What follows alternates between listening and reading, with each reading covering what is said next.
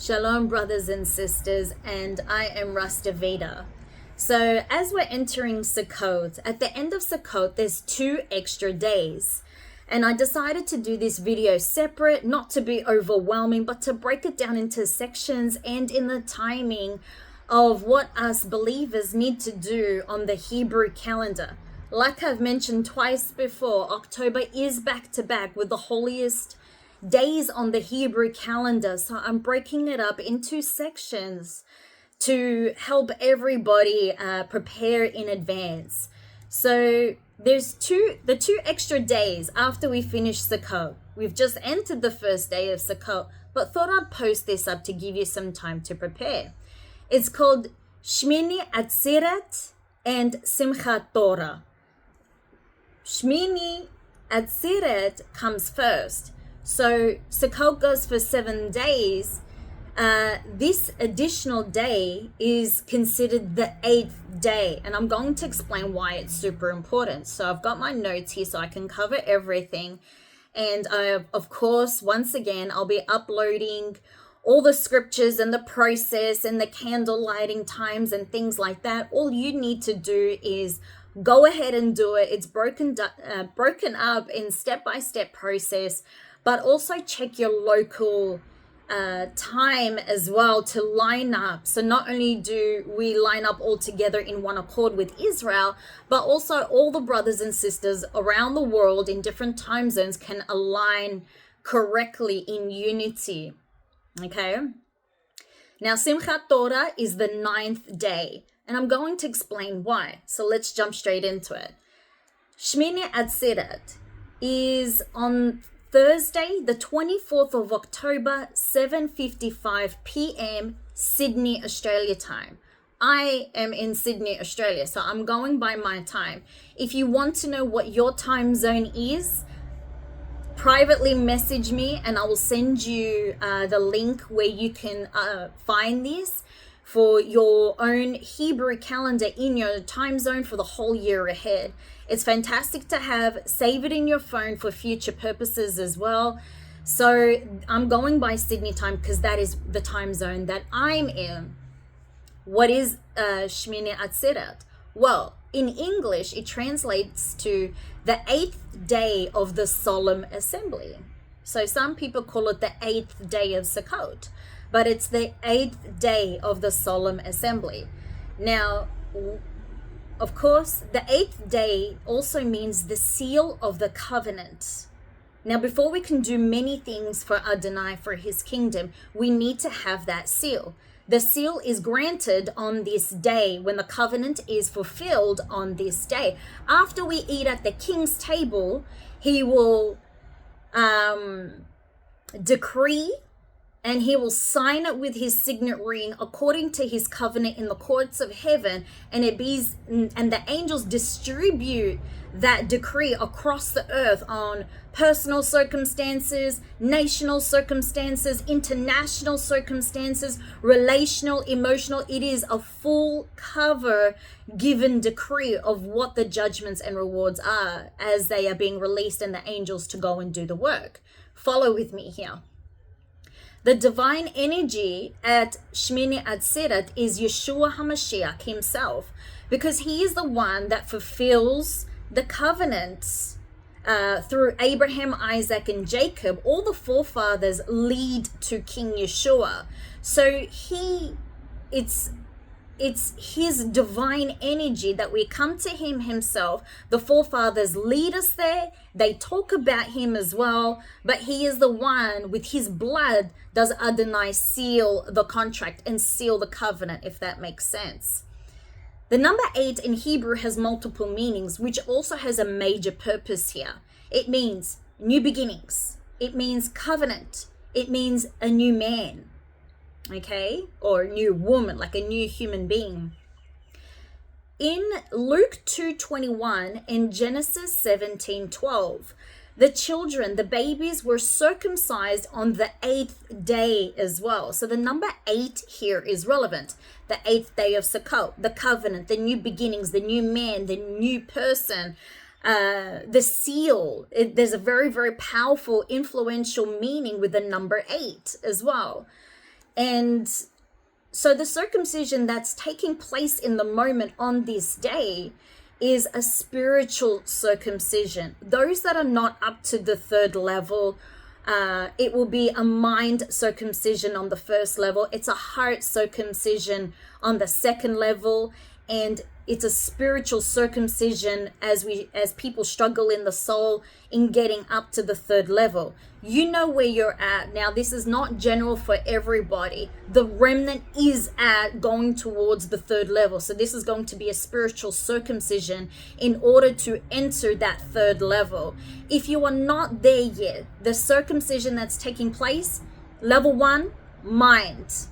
Level 2, the heart. Level 3, when you get to that stage as you grow and mature with Yeshua, and through the process of the Ruach HaKodesh, you will enter that spiritual circumcision. This is where Jacob was spiritually circumcised to be Israel. Abraham was mentally circumcised. First level, first temple. Second level, second temple. The heart was circumcised with Isaac. Jacob was spiritually circumcised in order to come into the fullness of Israel. Now you can see this reflection here in the intangible way that the physical forefathers walked out for this spiritual blessing. We're getting deep here. I love it.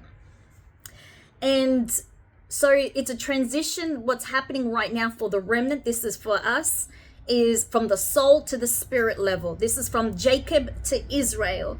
And so the number 8, because it's dominant on this day, this new man is coming to pass, you know, in the image of Yeshua as the new man, the new Adam, the second Adam, which is Yeshua as well.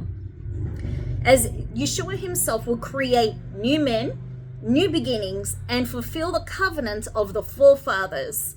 The circumcision is a sign of the covenant, seal, and this is spiritually speaking.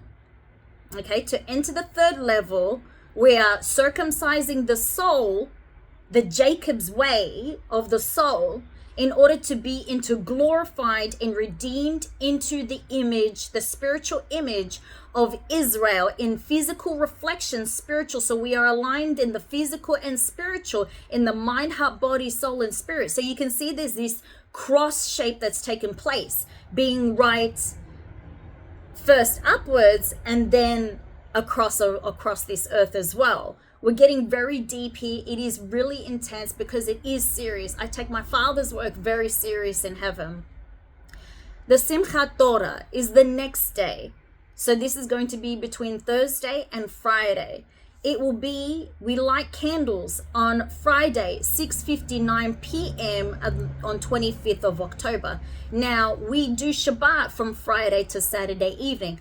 Like I've mentioned, this is back-to-back holy days. We have these 2 days. Straight after we light the candles for Simchat Torah, we light the candles for Shabbat. Shabbat never changes. It's a commandment and it's a statute, no matter what day it is. Like I said, Yom Kippur a while ago, we had to fast during Shabbat.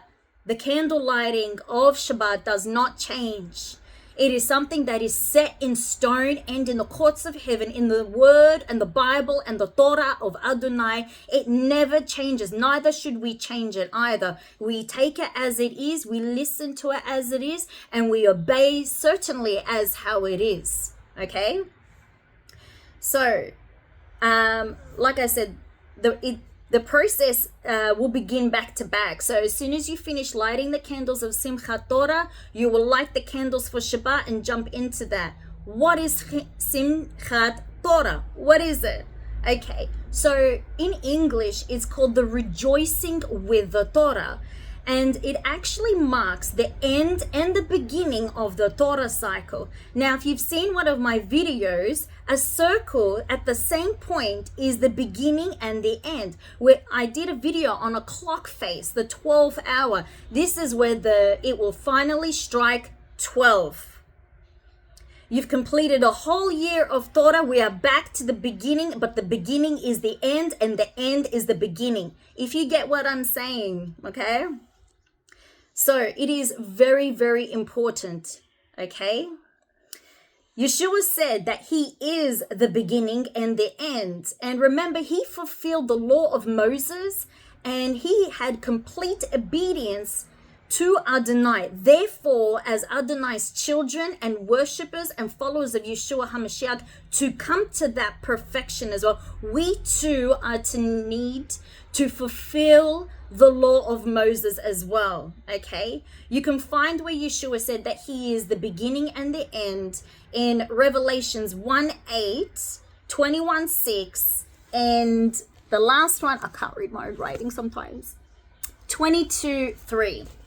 Okay, so there's this beginning and end point. The end of the Torah cycle is coming, and that will mark the new beginning. But we must get the seal from Shmini Atzeret first, that we must get the king's seal first before we cross over into for the new beginnings to happen, for the new cycle of the Torah to begin, and then everything that has been promised is going to unleash and be released, and the miracles slowly and surely after that. Why? We need the seal of Adonai. So the wicked spirits in the wicked heavenly places cannot hijack, cannot come with us when we cross over, it's a clean circle, so nothing can contaminate this process. So we enter in holy and as perfect as possible as the bride of Yeshua, spotless, no blemishes,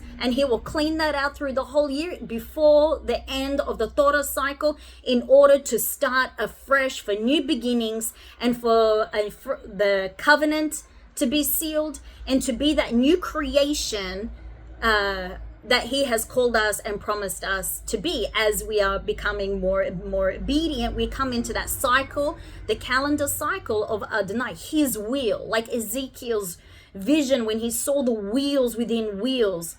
There's an understanding of how the courts of heaven happen, the Hebrew calendar, how it happens, and how it spirals in a funnel-like shape, like the ladder that goes up to heaven. What Jacob saw when Jacob got that interaction, was spiritually circumcised as Israel. When he hit that top, when he came back down the mountain, he knew how to deal with Esau, and he knew how to be after that, and he was able to be the fullness of the image of Israel. Okay, so what's happening? The old has now gone and the new has begun.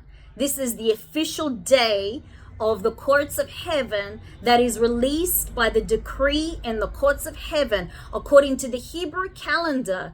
This is why sometimes when we pray for things and it does not happen, because it is not time. It is not time on the Hebrew calendar. And when it is time on the Hebrew calendar, it is released from heaven and will physically manifest here on the earth. Majority of the time, a lot of believers will get that confused. Why isn't my prayers getting answered? Why isn't my prayers getting answered? Well, it has to be certain things at an elite spiritual level. The son cannot move without the father's orders according to the Hebrew calendar. Yeshua is so obedient, not only on earth, but he's also in heaven. He does not budge unless instructed by his father's timing, which is the Hebrew calendar, in order to make these promises happen, to seal this covenant, to go and manifest, redeem, glorify, and do what the Father's orders are, and what the day is, it must happen as well. So remember this for future. If you're praying about something and you're sensing a delay, check with the Hebrew calendar, when would that prayer come to pass, when it would actually happen. Because not only is it a personal situation, it's a relational situation between us and the Father, but also the timing of things in heaven and by the courts. The heaven court, what happens in the inner court is different from what happens in the middle court and the outer court. And we must understand these stages of maturity. And this will come and be revealed in time through these videos, as what the Father and the Son, Yeshua, and the Ruach HaKodesh taught me directly. I'm distributing that same knowledge as well. It's all for his honor. It's all for his glory. And I will upload everything that you need to know. If you have any questions, feel free to ask. Remember, it is a time of celebration. This is the harvest of the fruits. Eat fruit and worship the King. We are considered his first fruits because spiritually speaking, our tree inside of us, spiritually speaking, as a reflection of the tree of life of our Creator, when we are spiritually circumcised and we produce this spiritual fruit, okay, he is harvesting us to himself. But we need to be sealed and signed and welcomed by him in that dinner place, that intimate place. It is a deep, deep, intimate connection that we must come to face, and in the most holiest of presence of King Yeshua HaMashiach, and everything else will fall into place.